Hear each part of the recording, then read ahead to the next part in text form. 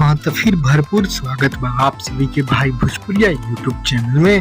तब की बार फिर किंग भोजपुरिया पावर स्टार पवन सिंह जी और बॉलीवुड के सबसे सुपर स्टार अदाकारा अभिनेत्री और गायिका मिस पायल देव के जोड़ी के दूसरा सबसे हिट बॉलीवुड गाना से जुड़ल बड़ी रिपोर्ट लेके मिली, जो उनकी जबरदस्त खुशखबरी की रिपोर्ट। जी हाँ, जो उनकी पिछले दिनों खबर मिलल और अब रिकॉर्डिंग भी पूरा कर लेनी कल देर रात के, और वो रिकॉर्डिंग पूरा कैले के बाद अब बहुत जल्द धमाका भी होखे वाला। जी हाँ, तो पहले तो ऑडियो आई जौन की अदर वेबसाइट पे, और ओकरा बाद फुल वीडियो के भी म्यूजिक टीम तैयारी करल बा। और जैसे ही शूटिंग पूरा हो जाए वीडियो के, ओकरा बाद टीजर आ जाए और वो टीजर बाद फुल वीडियो भी ऑफिशियल अनाउंसमेंट हो जाए, यानी बहुत जल्द होकर वाला सबसे बड़ा धमाका।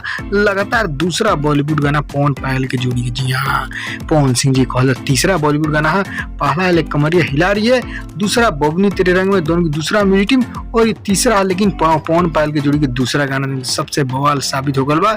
म्यूजिक टीम पिछला ही लॉकडाउन से तैयारी के लिए रहा, लेकिन कुछ टेक्निकल प्रॉब्लम कारण पवन सिंह जी ये पर वर्क करना और मुंबई जाते जाते फिर ये पर वर्क लगातार हो रहा है। जी हाँ, पूरा वीडियो अंत तक देखी, सारा जानकारी पास डिटेल साथ। उसे पर एक और रिक्वेस्ट करें आप सभी के, यदि आप भाई भोजपुरिया यूट्यूब चैनल पर नया बानी तो जुड़े में जरूर सब्सक्राइब करके घंटी ऑन कर दें, ताकि यही तरह के सभी लेटेस्ट न्यूज बड़ी खबर सबसे पहले पाएम, कोई न्यूज मिस ना हो। जी हाँ, पवन पायल के ई जोड़ी के दूसरा सबसे हिट गाना जो बटे ये पर काफी बड़ा प्रोजेक्ट साबित होकर बा। जे कमरिया हिला रही लगातार 72-84 घंटा फर्स्ट ट्रेनिंग पर आई, फर्स्टे पर नहीं रह गई लगातार इतना घंटा, जो कि बहुत बड़ी रिकॉर्ड बा, सबसे बड़ा रिकॉर्ड है।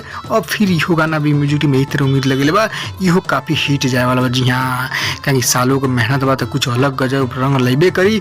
आपसे इंतजार करी जैसे ही और गीत के बोल और कुछ फोटो आउट होता शूटिंग के, वैसे बताओ। बस इतना रिकॉर्डिंग पूरा होला, बहुत जल्द वो भी रिपोर्ट हो जाएगी। ऑडियो आखिर कौन वेबसाइट कौन एप्स पर रिलीज होता पहले, ओकर बाद फुल वीडियो की तैयारी म्यूजिक टीम करबे करी। जी हाँ, जैसे फुल वीडियो की शूटिंग फोटो आउट हो, वैसे भाई भोजपुरिया सबसे पहले लेटेस्ट न्यूज पाई लेके आई।